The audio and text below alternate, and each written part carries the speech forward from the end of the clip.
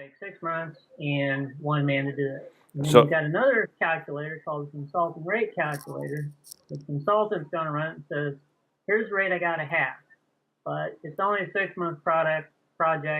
What rate do I have to charge on a 6-month project in order to make a 35% profit on this project? And so because it's I could do a monthly fixed cost, but really I'm evaluating the project, which is a slightly different use. I could just put $2,000, which is so I make the assumption that I have $2,000 fixed monthly costs. That's what it costs me to keep the lights on at the house and all that.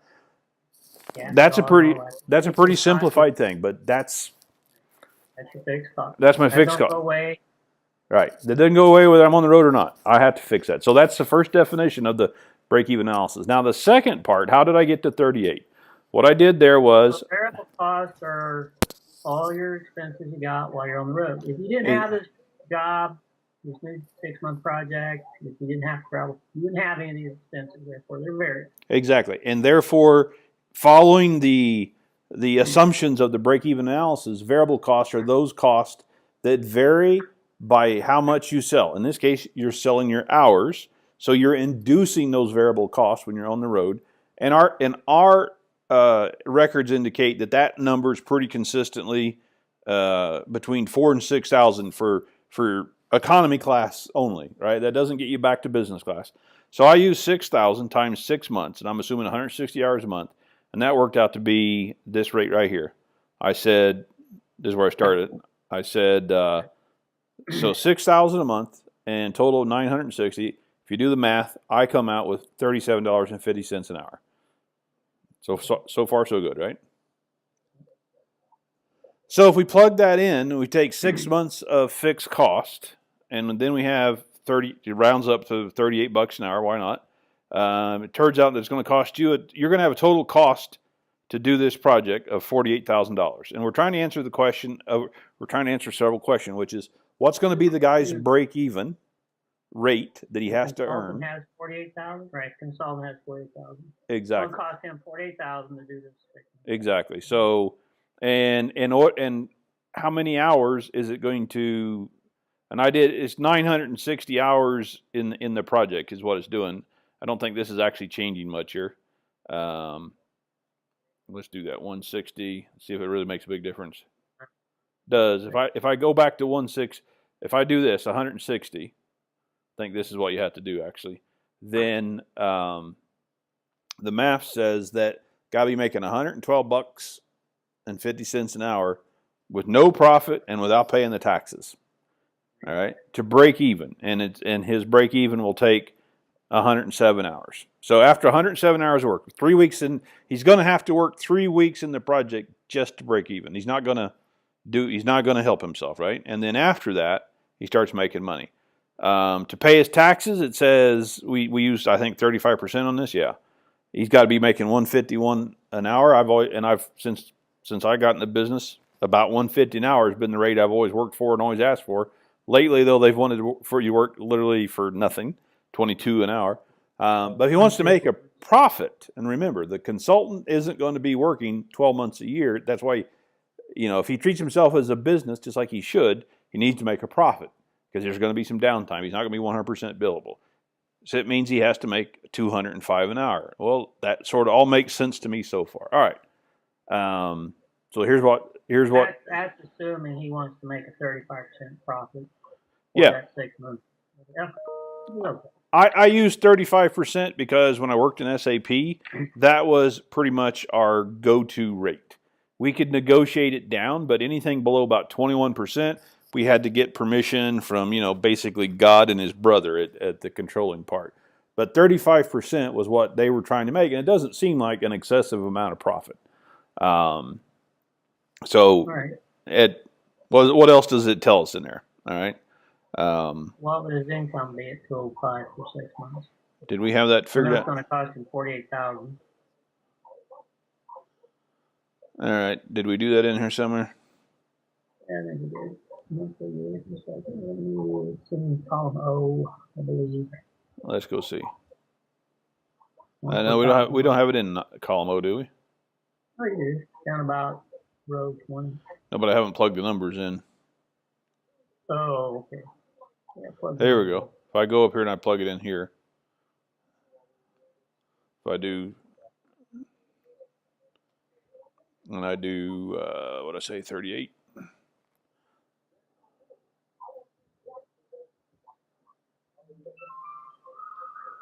It's going to be more than 38 because you should get the same required rate. Yeah, exactly. So it would be 160 times that, wouldn't it? Well, that's a month. I think so. Let's find out. It should come pretty close to It's showing 12,038 for the pretty close, right? 18,000. Yeah, that looks right. All right. So I think it looks like road.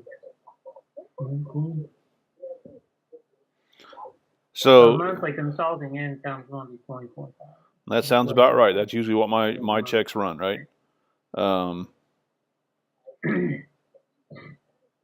Still not going to be making any profit. I'm not sure how that can be, but let's go back to consulting rate. What's your offered consulting rate? Yeah. Okay. Yeah. Exactly. Current desired. This is a new exercise. This is a different exercise. But let's just all right. So let's go back. So we have a project estimate. Okay. Their offered rate. Okay. So the offered rate is what the recruiter offers. Right. Exactly. Not what you're asking. And the recruiter basically is just how low can you go because it ups his margin and it doesn't have any. There's no regard for what the consultant actually has to make his financials. All right, so you're asking 150 in the scenario, but you got to make 205, so you're undershooting yourself by about $50. Yeah. They're on your desired rate. You need to raise your desired to 205.90, looks like, 206. They're at M8, M15. M15, the desired rate, the consultant rate. Here? No, it's the yellow one. Okay. Oh, okay. So I need to raise that to 205. Yeah, 206 a bit. 205.90, 206. There you go. Now if you go down, you should be showing a profit at your desired rate. There you go. If you take the recruiter's offered rate of 35, the consultant's going to be losing 12,000 a month. Yeah. So. Since you can't find nobody. Yeah, exactly. So it starts to make sense then, right? Is that you got to make a profit, a decent profit. It's not an outrageous profit though. Still here, but let's back up though. So the bridge that we're trying to talk through here is the BW Project Estimator. You put your numbers in, less than a second. Here's your estimate, and it says this is a 6-month project. One guy, for example. That's what we're doing here. You can plug in more for more people and stuff.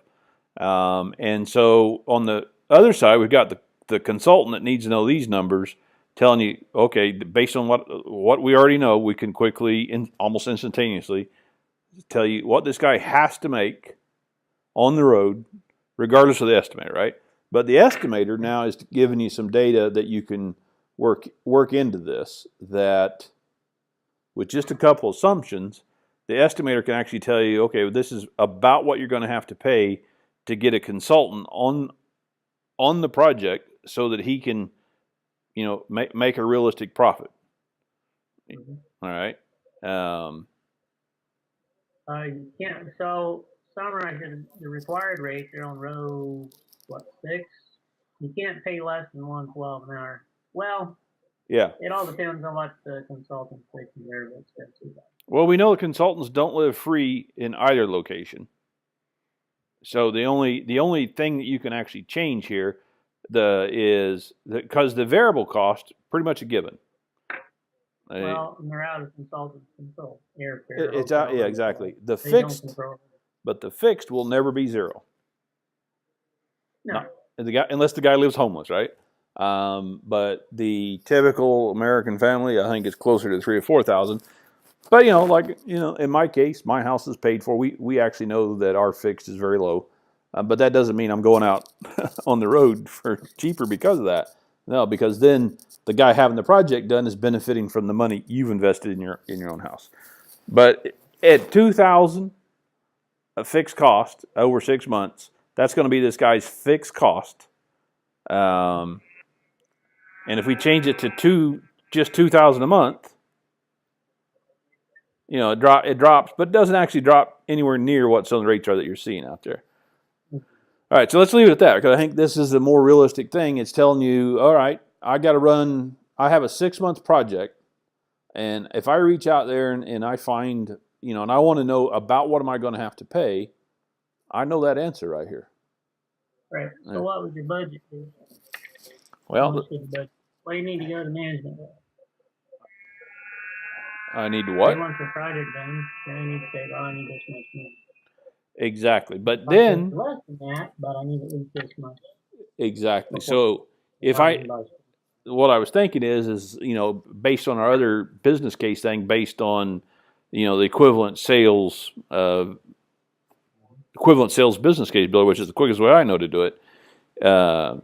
The budget, if the profit margin of the company, to make it easy, is 10% as reported publicly, then it's a fairly simple thing to plug in the company's revenue and their profit margin to say, well, this project has to be worth at least this much to the company for it to be justified. But you can also, from the estimator, pump out a costed proposal that says, well, this is the minimum that this is going to cost you to do this, realistically. So I don't think any calculator I've ever seen is doing this. They're usually focused only on the value of the project, but we're saying, well, no, it's not just the value of the project that has to work. You have to also be realistic. The value of the project is also got to be realistically based on what's it cost to get these resources, and is doing it. Well, all right. So on the monthly column there, you need what, 24,000 a month. Yep. Times 6 months is how much? That's what you need to go to management. Well, that's this right here, right? You don't need monthly. You've already got an hourly rate. No. What are you looking at? Column O, go down. Okay. So the revenue there, what's that? Okay, 32,960 is the desired rate. Times 6 is how much you would be asking for management for. About 197. It's a $200,000 project. Right. Thank you then. Now what you just was talking about is it's going to cost me $200,000. What's my payback? Exactly. So so if you're a $100 million company and you make a 10% profit, I assume gross, then it's pretty easy to figure out. Well, this is equivalent to increasing sales by this much, is how it works. We have that calculator on there, right? But that's pretty close to what gets budgeted for these. I think here in Spain, I see, they're anything about 100K, they think you're spending too much on it. But realistically, this is how you get to a typical project costing, $1 to $2 million, because this is just what the numbers say. So does it make sense? It does to me. So where do these crazy numbers come from? Huh? Where do these crazy numbers come from then that the recruiters are walking in the door with? They're not doing any. Well, they walk in at 35. They're probably selling the company. I can get you people 206. They're offering 35. Well, I think this when they put 107 in their pocket probably. And then you say, well, you can't find that. I also think this is probably why there's such high turnover on projects. People get there and they do the math eventually reveals itself one way or another, and they go, I can't afford to do this, and they just roll off. Well, yeah, I mean, it shows up in the pocketbook. Yeah, the hole gets pretty painful. That's why, like I've seen projects where it's 100% turnover by the end of the blueprint phase. Well, that's about how long it takes for the pay cycles to work themselves out and for the hole to get really deep. Well, it's paying off, but it's big. I think they're just, every project should be cost justified, but that's what the estimator is about, right? Is like, here's the project estimate. It's pretty realistic. In fact, we know it's realistic because we checked it against a whole bunch of projects. Now, you needed a tool because I want to build that next step, which is I want to connect this thought process into that and say, this is roughly what this is going to cost you, and this puts a fairly good expectation of the wage you're going to have to pay for these guys. There's a lot buried in these two little computations, I'll tell you. Yeah. How's that chart look on the left there? I don't know. Looks broken for some reason, like jagged edges.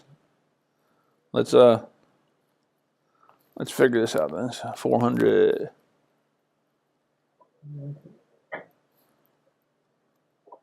107 hours, so it's got to be, make this 1,000 maybe. 107 hours to break even. Yeah, 107 hours to break even. That still matches up with what we got over here, I think, something like that. Yep. So works out. I think this morning, though, what we were actually saying was the consulting rate calculator could actually tell you this number as well. Oh, it does. But see, when you talk to recruiters, they don't really know the life of the project. Right. So the consulting calculator just says, well, given these numbers, given your fixed home expenses, your travel expenses, here's the cash flow, here's the profit and loss statement over the life of, over 12 month period. Basically, takes a 12 analysis. Right. Consulting calculator might show, hey, you need 14 months to break even. Just get your cash back. But we already know that's not kind of optimistic. Right. Project. They don't ever last for you 14 months. 6 months, 8 months, 10 months, they're over. Right. So there's a disconnect between project reality and what the consulting calculator tells you. This analysis here says, okay, given everything's going to be a 6-month project, and I want to make a 35% return, what must I charge in order to make a profit in 6 months and 35% profit over that 6-month period? Right. Now, the fixed and variable costs, you can run the consulting calculator and figure that out. It'll tell you that. But the BW Project Estimator also, with just a couple of assumptions, can tell you most of this. Yeah, but it won't tell you your budget, what you need to be charging, or what you could expect to be charging. I thought it would. So this break even is what consultants can do. Right, but what we were saying this morning is that with just a couple of assumptions, like fixed and variable costs, which are both fairly easy to do, you could in fact include an hourly rate right on the project estimator based on this approach. Well, yeah, you could. You wouldn't have to do very complicated. You'd simply have to say, well, plug in what you estimate someone's fixed cost to be, and assume 6,000 or 8,000 or 10,000 a month. Here's that number, right? Right. I mean, that would be, and then you would know, because if it just said it's going to take 6 months, and you plug in those two assumptions, everything else falls out. I mean, it just literally falls right out of the system.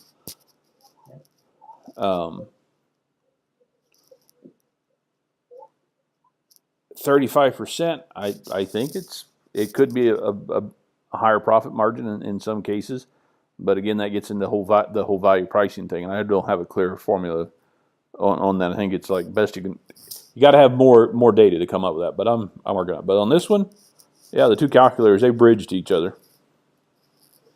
Because the reverse of this, it tells you, okay, guy, you need to go out and find a project that's going to run at least as long at this rate, or you shouldn't be on the road.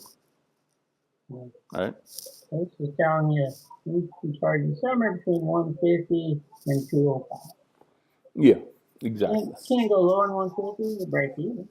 Go lower, you don't lose money. Exactly. Somewhere between 150 and 205.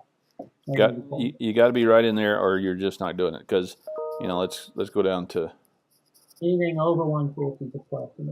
Let's put in this. Even less, don't put it at 110 in the top. Exactly. So, this is the scenario where you're absolutely living, doing nothing. Even like I told you, that I think that's our fixed cost. We spend more on that, but that's our fixed cost. Got to be making at least that much per hour just to cover the house, right? That's what that says. Yeah. Oh, where did it go? There we go. Pretty interesting. Yeah. And then there's other stuff falls out of that though. See, contribution margin. Let's see, we got all this set up here. 12, 8, 160. We know 205. Desired rate 206.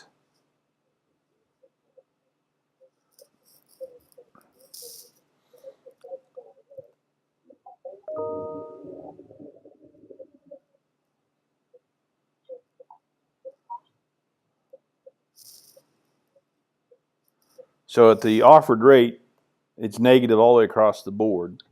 At the current rate, I think we come up with that. But at the desired one, you get a pretty decent contribution margin in dollars. All